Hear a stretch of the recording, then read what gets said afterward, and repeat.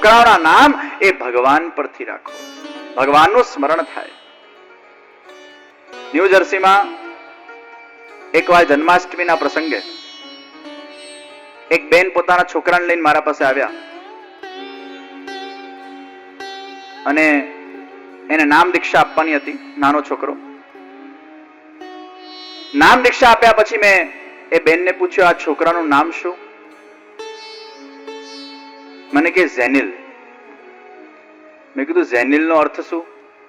એ કે બસ અમને કોઈ પેલી ફ્રેન્ચની ડિક્શનરીમાં આ નામ એટલું બધું ગમી ગયું કે અમે આ નામ રાખી નાખ્યું. કીધું વાહ. એક બે દિવસ વીત્યા અને 2 દિવસ પછી જયારે હું ન્યૂ જર્સીના ન્યૂઝપેપર્સને જયારે જોઈ રહ્યો હતો, અચાનક એક મોટી એડવર્ટાઇઝ મેં જોઈ અને એ મોટી એડવર્ટાઇઝમાં મોટા અક્ષરે ઝેનિલ નામ લખેલું. એટલે મારી નજર એકદમ ત્યાં ગઈ કે ગઈકાલે જ 2 દિવસ પહેલા કોઈ બેન આવેલા, એમના છોકરાનું નામ ઝેનિલ હતું, મને યાદ હતું. અને મોટા અક્ષરે ઝેનિલ લખેલું અને એના નીચે લખેલું મચ્છર મારવાની દવા.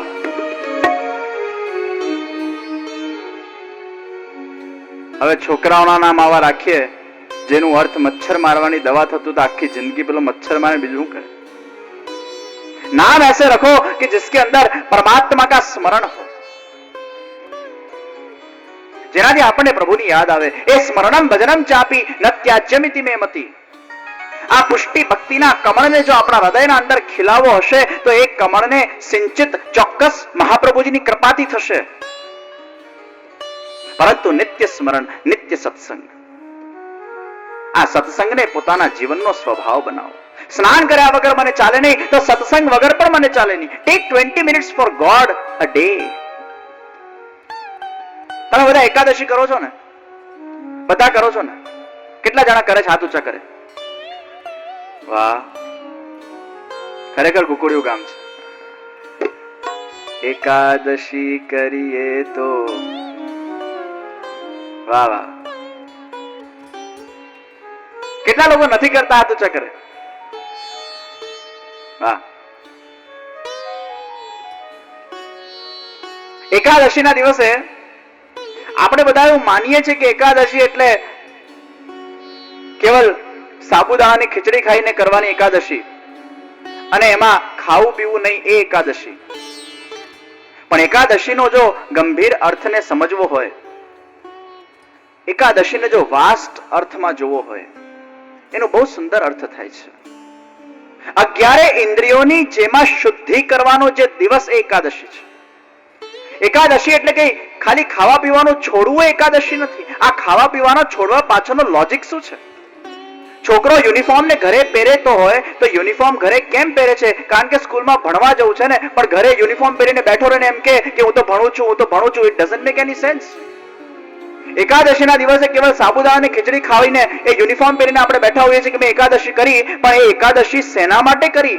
એ ખાવું પીવું કેમ નથી? એનો ઉદ્દેશ શું છે? 11 ઇન્દ્રિયોને જેના અંદર આપણે શુદ્ધ કરી શકીએ, જે દિવસના દિવસે કેમ નથી ખાવાનું, કેમ નથી પીવાનું? કારણ કે જ્યારે તમે ભોજન કરો છો ને, એ અન્નના અંદર પણ માણસ જ્યારે વધારે પડતું ખાઈ લે છે ત્યારે એના અંદર આળસ આવે છે, લેઝીનેસ આવે છે. જે પ્રકારનું અન્ન એ માણસ ખાય છે એ પ્રકારના અન્નના વાઇબ્રેશન્સ એના મનમાં આવે છે. તમે જેવું ખાશો ને એવું તમારું માઇન્ડ એ રીતે તમારા વિચારો આવશે. ધર્મશાસ્ત્રના અંદર એવું કહેવાયું છે ને કે ઓનિયન ગાર્લિક ખાવા નહીં, બહુ બહારનું ખાવું નહીં, રેસ્ટોરન્ટનું ખાવું નહીં, હોટેલ્સનું ખાવું નહીં. તમને ખબર છે આ બધાનું સાયકોલોજીકલી પણ એક મહત્વ છે. હું કોઈ પણ વાત સાયકોલોજીના સમન્વય વગર નહીં કરું. ધર્મશાસ્ત્ર અને સાયકોલોજીનું કઈ રીતે સમન્વય થઈ શકે છે, મનોવિજ્ઞાન એમાં કઈ રીતે પોતાનું સુર પૂરે છે. તમે જ્યારે બહારનું ખાવા જાઓ છો ને ત્યારે તમારા જે ખાવાનું બનાવનાર જે વ્યક્તિ છે ને એના મનમાં એક જ ઉદ્દેશ્ય છે કે હું આ ખાવાનું બનાવીશ ને એટલે મને આમાંથી પૈસા મળશે. એટલે ખાવાનું બનાવવા પાછળનું પેલા વ્યક્તિનું એક જ ઉદ્દેશ્ય છે, આમાંથી મને પૈસા મળશે. પૈસા પૈસા પૈસા પૈસા પૈસા પૈસા પૈસા. સ્વાર્થ સ્વાર્થ સ્વાર્થ સ્વાર્થ સ્વાર્થ. સ્વાર્થ અને પૈસાના લક્ષ્યથી એ વ્યક્તિ ભોજનને બનાવે છે. એટલે ભોજનના અંદર શું નાખે છે? સ્વાર્થ અને પૈસાના વાઇબ્રેશન્સ નાખે છે. અને એ ભોજનને જ્યારે તમે વધારે ખાઓ ને, રેસ્ટોરન્ટ્સનું ને હોટેલનું, ત્યારે તમારું માઇન્ડ પણ અતિશય સ્વાર્થી બને, તમારું માઇન્ડ પણ અતિશય મની માઇન્ડેડ બને, કારણ કે એ ઉદ્દેશ્યથી એને ભોજન બનાવ્યું છે. એ જ ભોજન જ્યારે તમે તમારા ઘરમાં ખાઓ છો ને, ત્યારે ઘરના અંદર જ્યારે પારિવારિક ભોજન બનતું હોય, કોઈ પત્ની પોતાના પતિ માટે ભોજન બનાવે, કોઈ બેન પોતાના ભાઈ માટે ભોજન બનાવે, જ્યારે એ પરિવારના અંદર જ્યારે ઘરે ભોજન બનતું હોય, ત્યારે એ ભોજનના અંદર સૌથી પહેલા એ ભોજનની ભાવના એ નિસ્વાર્થ ભાવના છે. એમાં કોઈ સ્વાર્થ નથી, એમાં ફિલિંગ્સ છે, એમાં પ્રેમ છે. કોઈ પણ પત્ની એમ વિચારીને ભોજન બનાવે છે કે મને આમાંથી 5 પૈસા મળશે, હું આટલું સરસ ભોજન બનાવીશ. घर के भोजन के अंदर निस्वार्थ भावना है, और वो निस्वार्थ भाव से बनाया गया भोजन जब हम खुद, हमारा परिवार उसको ग्रहण करता है, तो एना अंदर कई फीलिंग्स आवे छे, प्रेम, स्नेह, भाव, ए वाइब्रेशंस एना अंदर आवे छे. ઘરમાં જો ઠાકોરજી બિરાજતા હોય અને એ ભોજનને જો ઠાકોરજીના લક્ષ્યથી બનાવવામાં આવે કે મારા ઠાકોરજી માટે આ હું ભોજન બનાવું છું, તો એ ઠાકોરજીના ભાવથી, સ્મરણથી બનાવેલા ભોજનના અંદર એ સાત્વિકતા આવે છે. અને એ ઠાકોરજી આરોગ્યા પછી જ્યારે આપણે સમર્પિત આરોગ્ય છે, ત્યારે એ સમર્પિત ભોજનમાંથી પણ એ સાત્વિક વાઇબ્રેશન્સ આવે છે. सोना सुगंध, जो भाव से तुम भोजन बनाओगे वो भाव वाइब्रेशंस के रूप में उस भोजन के अंदर आप डाल रहे. એટલે ધર્મશાસ્ત્ર કહે છે કે ભોજન બનાવતી વખતે ને ભોજન કરતી વખતે મૌન ધારણ કરો. બનાવતી વખતે પણ મૌન, કરતી વખતે પણ મૌન. કોણ આટલું પાડે છે? ઘણી વાર મેં તો અમેરિકાના અંદર, ભારતમાં પણ ઘણી જગ્યાએ કિચનમાં જ મોટા ટીવી મૂકેલા હોય.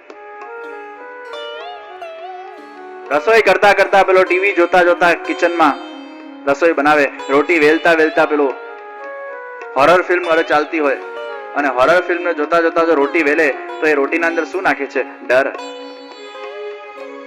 અને આ છોકરાઓ આવી રોટી ખાય કેવા બને? ડરપોક. ફોન પર વાત કરતા કરતા ભોજન બને, અને ફોન પર વાત કરતા કરતા જ્યારે ભોજન બનતું હોય ત્યારે એના અંદર તારા ઘરમાં શું ચાલે છે, ને મારા ઘરમાં આ ચાલે છે, ને કાલે શું ખાધેલું, ને આજે શું ખાધેલું, તારો પતિ શું કરે છે, ને મારો પતિ આમ કરે છે, ને કાલે આ પાર્ટીમાં ગયા તો અહીંયા ગપ્પા મારેલો, ને આ નિંદા કરી હતી, અહીંયા સ્તુતિ કરી, પેલો માણસ આમ કીધું તો આમ. આ બધા ભાવો સાથે જ્યારે તમે રસોઈ બનાવો ત્યારે આ બધાના અંદર તમે શું નાખો છો? ભોજન બનાવતી વખતે પણ પ્રભુનું સ્મરણ થવું જોઈએ. એટલે પ્રભુના સ્મરણ કરતા કરતા જ્યારે ભોજન બને એ વાઇબ્રેશન્સ તમે એમાં મૂકો છો. અને ભોજન કરતી વખતે પણ મૌન હોવું જોઈએ. ધર્મશાસ્ત્ર કહે છે કે ભોજન જ્યારે કરો ને, મૌન થઈને કરો. હવે આજના જમાનામાં બધી મીટિંગો જ ભોજન વખતે થતી હોય છે. મોટા ભાગની મીટિંગ્સ ભોજન વખતે થાય છે. મોટા ભાગની ચર્ચા ભોજન વખતે થાય છે.